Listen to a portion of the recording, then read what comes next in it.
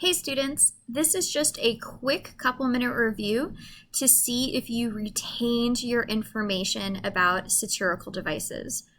Just as a quick reminder, there are many different types of devices. We have our literary devices, our rhetorical devices, and our satirical devices. What are the differences?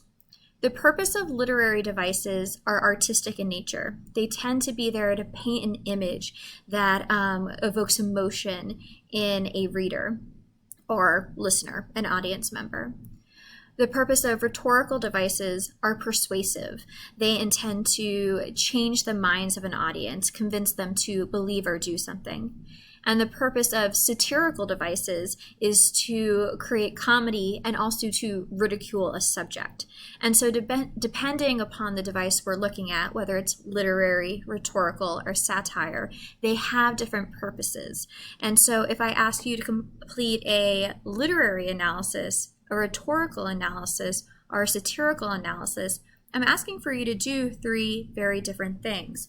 If I ask you to do a literary analysis, I'm asking for you to look at the artistic, emotional purpose that the author's trying to achieve. If I ask you to do a rhetorical analysis, I'm asking for you to analyze the author's persuasive purpose. And in this case, if I ask you to analyze the satirical devices, I'm asking for you to analyze what humor and ridicule the author is trying to create.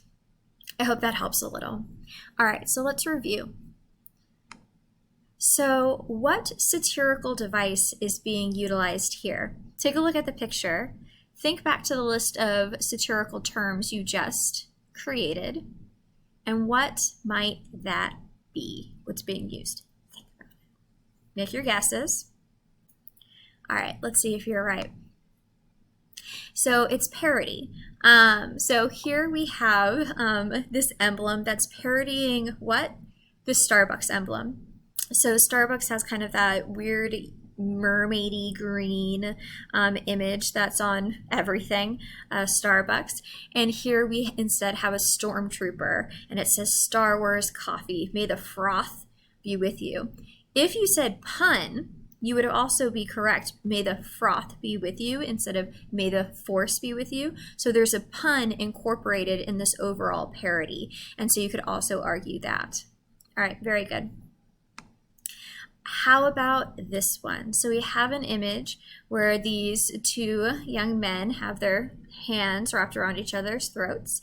And this other gentleman is saying, I'm sensing some tension between you. What satirical device is that used here?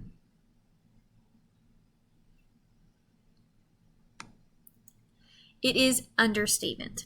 Yes.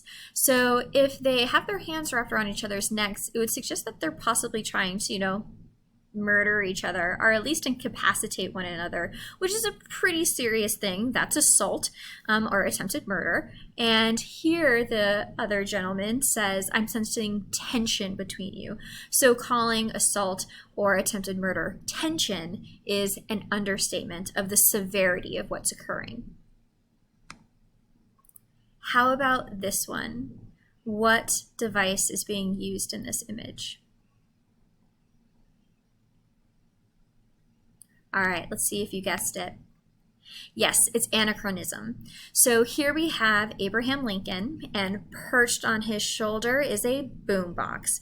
Those two things belong in very different time periods, and so it becomes humorous to see them side by side. It's a pretty good example of Photoshop at work here.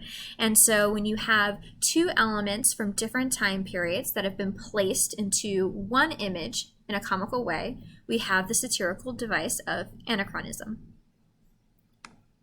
All right, how about this one?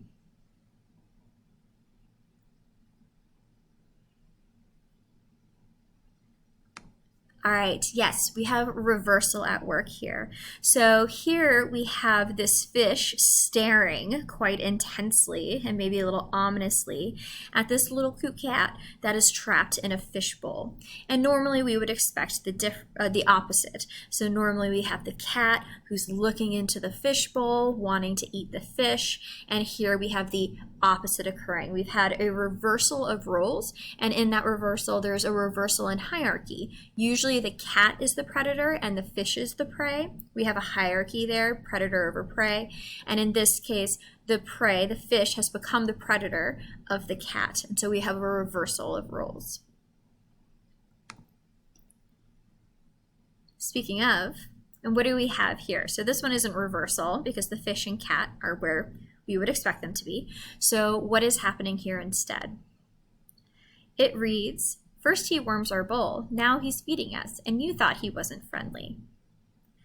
What satirical device is occurring here? All right, yes, it's dramatic irony. So dramatic irony occurs when us, the audience, knows what's going to happen, but the characters in the writing, or in this case, the image, do not. And so here, this very happy fish, very Dory-esque, this very happy fish believes that the cat is giving them like a sauna experience, like warming up their water, giving them some food, being very friendly. But in actuality, we realize that this cat is making a meal out of these fish. He's heating them up so he can cook them. He's putting pepper in order to season them, and they're actually in a good bit of danger. And so that is the dramatic irony of the image. And I believe that is our last one. So just a quick review to kind of help you guys see what the devices are, how they work, and to make sure that you have them memorized up here. All right, thank you so much, and I will see you guys later. Bye.